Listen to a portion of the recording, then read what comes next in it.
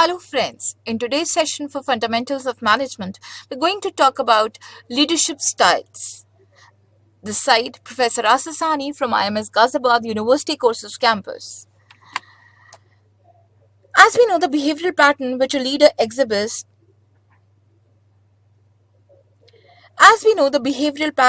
leadership follows is known as his style of leadership. Different leadership styles exist among leaders in different times and in different situations. The leadership style is a particular situation The leadership style in a particular situation is determined by the leader's personality, experiences, value system, nature of the followers, and the nature of the environment too. So the three main important leadership styles which are prevalent in the organization structure can be listed as autocratic leaderships, democratic or participative leaderships, and free-rein leadership. The diagrams can be seen on the slide itself. The first one depicts the autocratic style of leadership.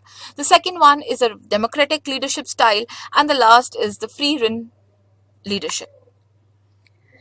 Moving to the first category of autocratic leaderships, it is also known as authoritarian. It is also known as directive style of leadership. The autocratic leader gives orders which must be obeyed by the subordinates. He centralizes decision-making power in himself. He takes decisions for the group without consulting the group members and simply tells the group what the members have to do. The autocratic leader gives personal praise or criticism to each member of his own initiative and remains aloof from the group for most of the time. There are three major categories of autocratic leaders.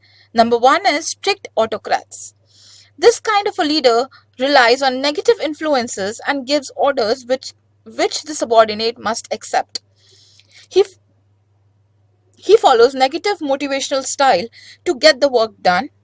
Negative motivation includes imposing penalty, criticizing subordinates, and so on. The second is benevolent autocrats. An autocratic leader may also follow positive style of using his power or disperse rewards to the subordinates. A benevolent autocrat is effective in getting high productivity in many situations and developing effective human relationships. The third is manipulative autocrats. Such a leader makes the subordinates feel that they are participating in the decision making, but he takes all the decision himself. Moving ahead to the merits and the demerits of autocratic leadership styles.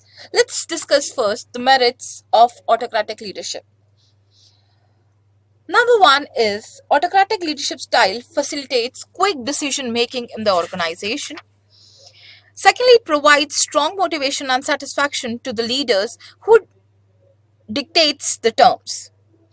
Thirdly, this style may yield positive result when great speed is required in achieving the targets. And lastly, this style is helpful in managing less educated and unskilled employees at the lower levels. Some of the demerits of autocratic leaderships can be stated like autocratic leadership style leads to frustration and low morale among the subordinates. It does not allow the subordinates to offer suggestions for better working. It expects the subordinates to just obey the orders of the boss and behave like immature people. Also, it does not allow utilization of full potential of subordinates and their creative ideas. And lastly, organizational continuity is threatened in the absence of the leader because subordinates get no opportunity for leadership training. Thus, we can say that autocratic leaders have proved to be successful in many cases. In particular, subordinates who depend upon the boss and do not want to take any initiative get satisfaction from this style. Autocratic style has also proved successful in cases where there is a need for quick decision making. This style is not liked by the people who are enlightened and want to participate in decision making. Autocratic style of leadership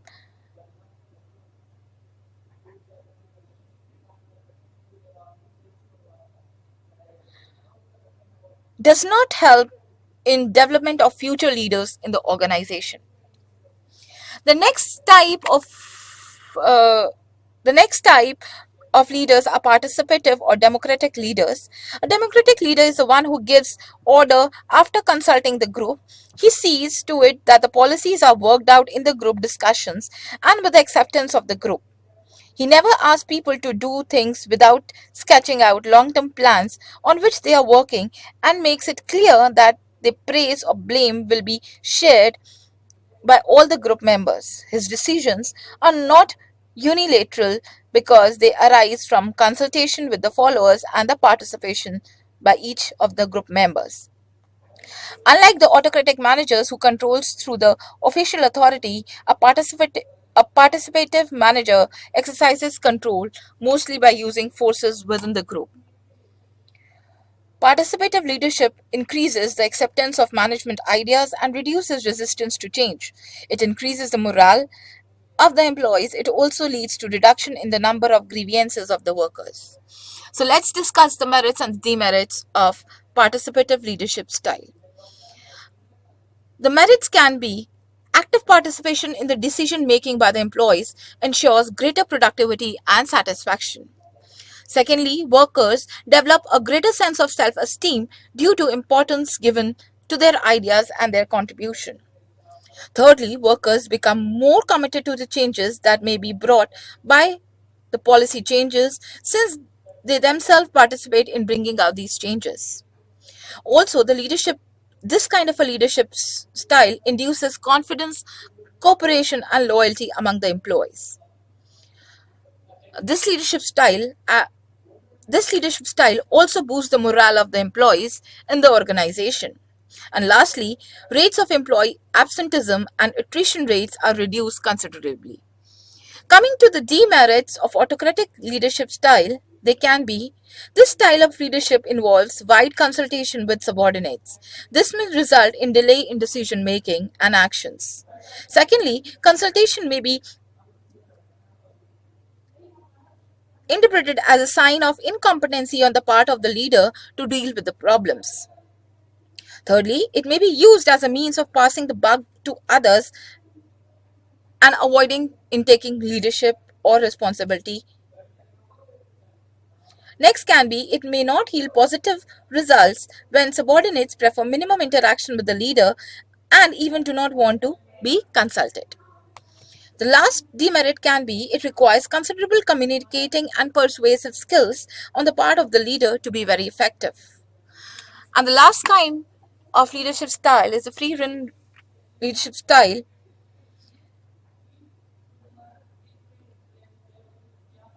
A free-rein leader does not lead but leaves the group entirely to itself. He is represented by the chairman of the board, who leaves all the responsibility for most of the work to his subordinates. This kind of a leader avoids using power. He depends largely upon the group to establish its own goals and work out its own problems. Group members work themselves and provide their own motivation. The manager serves as a contract man with the outsiders to bring for his group. The manager serves as a contact man with the outsiders to bring for his group the information and the resources it needs to accomplish its goals. This kind of a leadership style is evident in research laboratories where the scientists are fairly free to conduct their research and make their decisions. Similarly, in college, the principal does not interfere into the faculty teaching methods but only assigns the course to be taught. From then onwards, the faculty members are free to decide about the methodology of teaching, books to be recommended, and various other teaching aids to be used. So let's discuss the merits of such kind of a leadership style. Firstly, it creates an environment of freedom, individuality, as well as team spirit. Secondly, with a free and informal work environment, it is highly conducive to creative work. Thirdly, it is very suitable where people are highly motivated and achievement oriented. Lastly, it offers maximum scope for development of the subordinates in the organization. The demerits of such kind of a style can be, it ignores the contribution of a leader in the task of accomplishment. Secondly, it fails to check the undesirable activities of the subordinates at the right time. And lastly, it fails to give proper guidance and support to the subordinates in case of the need. Thus, the difference between all the three kinds of leadership style can be classified into this table. Let's discuss to give more clarity on these on the three types of leadership styles. We'll be discussing the first basis of differentiation, that is decision making. In autocratic style, leader is the sole decision maker, whereas in participative, leader makes decision in consultation with the subordinates, and in this free-rein, it takes subordinates. In the free-rein, subordinate themselves takes the decision. Secondly, second basis is the communication. In autocratic, it is one-way leadership style. In participative, it is two-way, and in free-rein, it is free flow of information. The motivational techniques used in autocratic are fear and punishment, whereas in participative it is rewards and involvement, and in the third category it is self-direction and self-control. If we talk about the needs of the subordinates, in autocratic it is the physiological and the safety needs, whereas in the participative it is the ego needs, and in the third category it is the self-actualization needs. The next basis is initiatives by the subordinates. No scope for initiative is there in the autocratic, and the I style of working is followed in the autocratic leadership style. Whereas in participative, there is scope to take a lot of initiatives and V style of approach is followed. Whereas in the third category, that is the free-rein, there is full scope for initiative as U style of leadership has been followed. If we talk about the focus, autocratic style is task-oriented, participative style is people-oriented, and the third category is again people-oriented. And the last basis for differentiation is mode of discipline. There is a lot of discipline and obedience in autocratic way of leadership. In terms of participative leadership, interchange of ideas and recognition of human values is being considered.